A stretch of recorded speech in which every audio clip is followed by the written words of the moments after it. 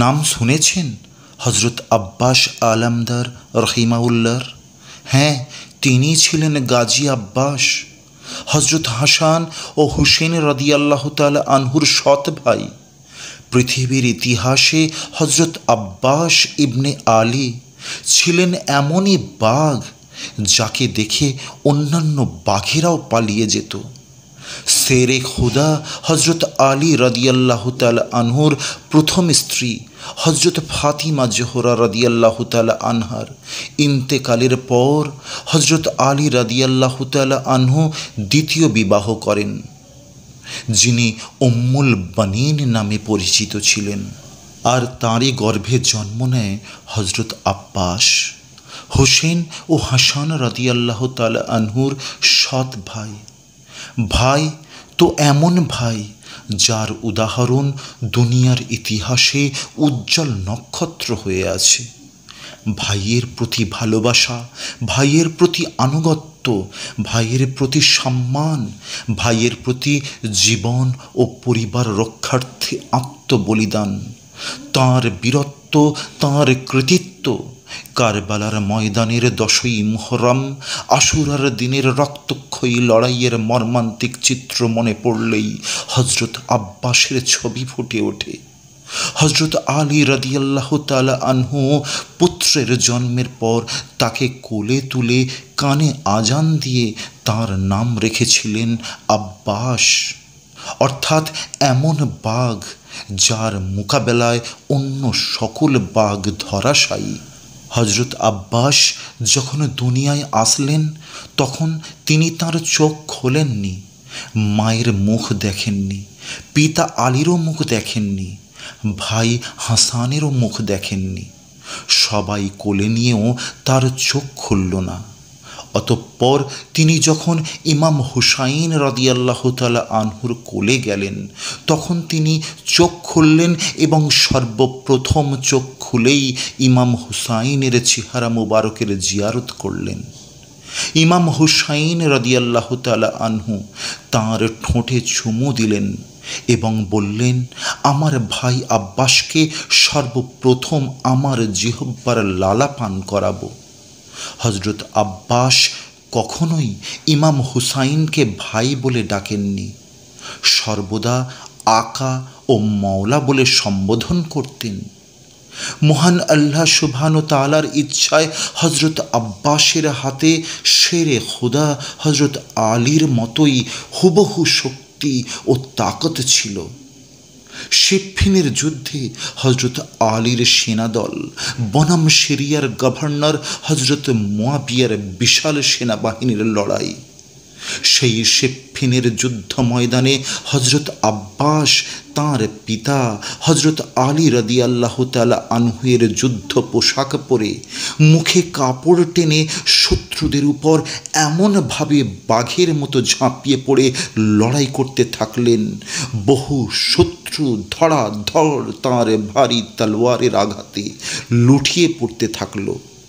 তাঁর এই সাফল্য দেখে হজরত আলী রাদিয়াল্লাহু তাআলা আনহু নিজেই বলে উঠলেন, আল্লাহু আকবার, আল্লাহু আকবার, হে আমার পুত্র আব্বাস, মারহাবা। শত্রুরা বুঝতেই পারেনি যে এটা আলী পুত্র আব্বাস, কারণ হজরত আব্বাসের উচ্চতা, দেহ, হাত পা, মাথার চুল ও আচরণ সব কিছুই ছিল পিতা আলীর মতো হুবহু, যেন হজরত আলী রাদিয়াল্লাহু তাআলা আনহুয়ের জীবন্ত প্রতিচ্ছবি। গাজী আব্বাস তাঁর জীবনে বিবি ফাতিমা জোহরা রাদিয়াল্লাহু তাআলা আনহুকে পাননি, কিন্তু তিনি বিবি ফাতিমা রাদিয়াল্লাহু তাআলা আনহুর কন্যা শাহজাদি জায়নাব ও কুলসুমকে মায়ের মতোই শ্রদ্ধা ও ভক্তি করতেন। হজরত আব্বাস এমনই এক বীর যোদ্ধা, সাহস, শক্তি, বীরত্ব ও জজবায় ভরপুর।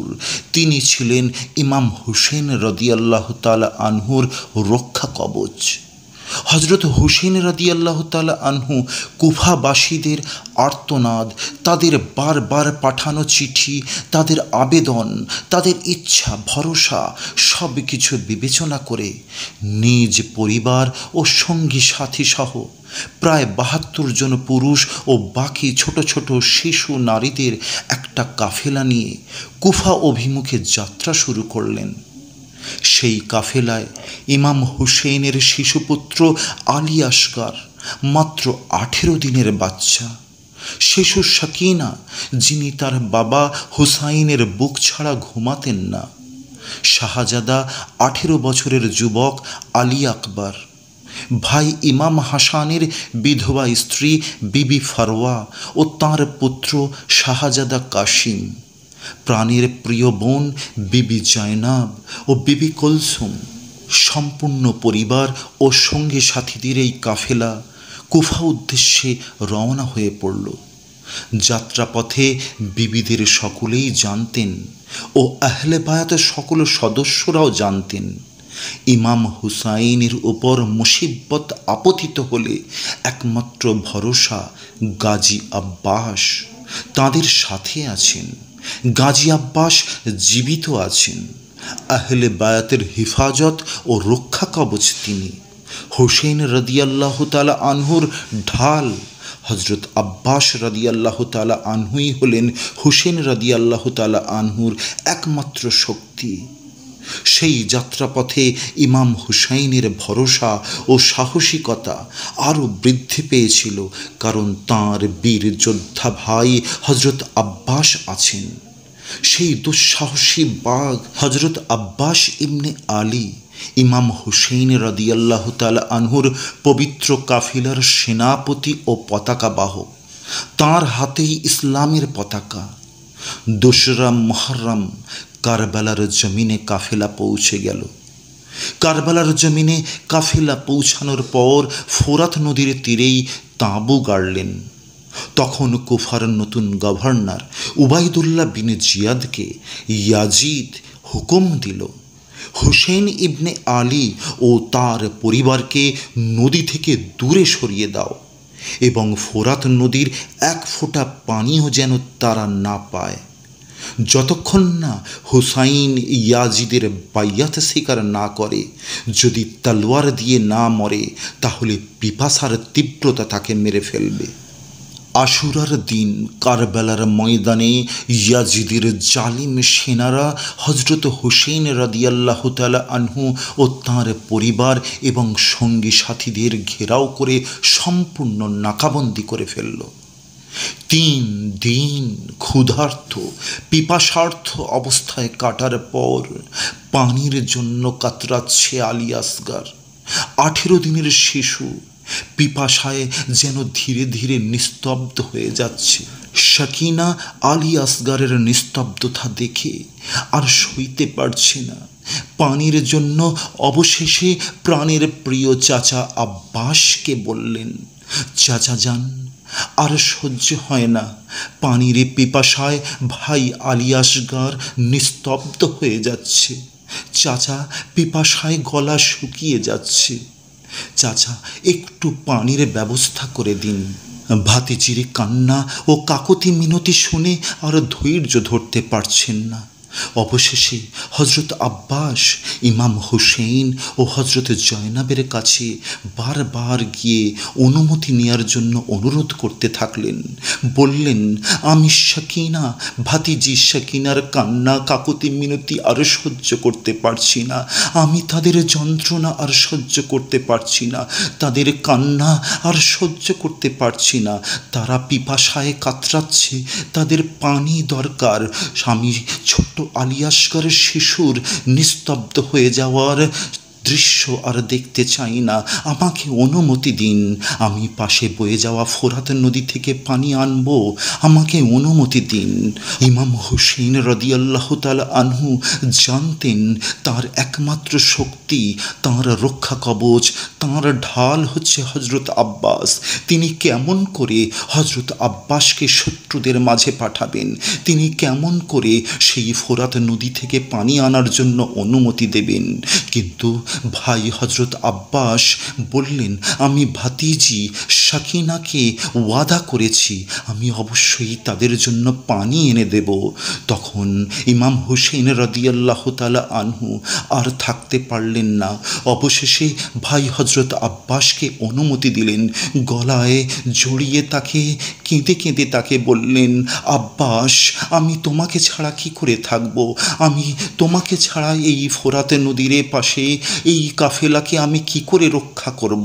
তুমি আমার কমান্ডার, তুমি আমার কাফেলার সেনাপতি, কিন্তু তুমি যে সাকিনাকে ওয়াদা করেছো, ঠিক আছে আমি অনুমতি দিলাম, যাও তুমি ফোরাতে নদী থেকে পানি নিয়ে এসো। ইমাম হুসেইন ভাই আব্বাসকে অনুমতি দেওয়ার সাথে সাথেই হজরত আব্বাস ঘোড়া ছোটালেন ফোরাত নদীর দিকে।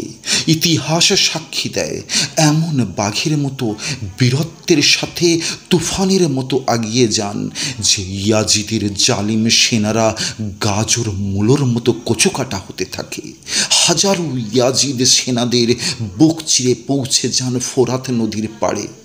জনাবে আব্বাস ফোরাত নদীর পাড়ে পৌঁছে পানিতে দু হাত পেতে বলেন, ওরে পানি, তুই এখানে এত উথাল পাথাল করছিস, তোর কি জানা নেই হজরত হুসেইন রাদিয়াল্লাহু তাআলা আনহুর বাচ্চারা 3 দিন ধরে পিপাসায় কাতরাচ্ছে। এই কথা বলতে বলতে হজরত আব্বাসেরও ওই সময় পানির পিপাসা মেটানোর মন চাইছে। 2 হাত এক করে পানি মুখের কাছে আনলেন, কিন্তু না, আলিয়াসগারের কথা মনে পড়ল, সাকিনার কথা মনে পড়ল, অন্তর কেঁদে উঠল। কিভাবে এই পানি আমি চাচা হয়ে আগে মুখে দিতে পারি? এই বলে নিজে পানি পান না করে মস্কোতে পানি ভরলেন। ব্যাস, যখনই জনাবে আব্বাস মস্কে পানি নিয়ে ফিরে আসার জন্য ঘোড়ায় সওয়ার হলেন, তখনই শিমোর ইয়াজিদ সেনাদের উচ্চস্বরে বলল, যাই হোক না কেন, যে কোনো অবস্থায় ওকে রোখো, একটা পানির ফোঁটাও যেন নিয়ে যেতে না পারে। সঙ্গে সঙ্গে চারিদিক থেকেই হজরত আব্বাসের উপর হামলা শুরু করে দিল। হজরত আব্বাস সিংহের মতো তাদের ধূলিসাৎ করতে লাগলো, কিন্তু আফসোস, এক জালিম সেনা পিছন থেকে তার তলোয়ার দিয়ে হজরত আব্বাসের এক হাতের উপর আঘাত হানল। জনাবে আব্বাসের এক হাত কেটে পড়ে গেল। বীর আব্বাস পানির মস্কোটা গলায় ঝুলিয়ে নিলেন আর অন্য হাত দিয়ে জালিমদের খতম করতে থাকলেন। লড়াই চলছে, তুমুল লড়াই। একা হজরত আব্বাস ইবনে আলী, অপর দিকে ঘিরে নিয়েছে হাজারো ইয়াজিদের সেনা। দুনিয়ার ইতিহাসে এমন লড়াই কেউ কখনো দেখেনি।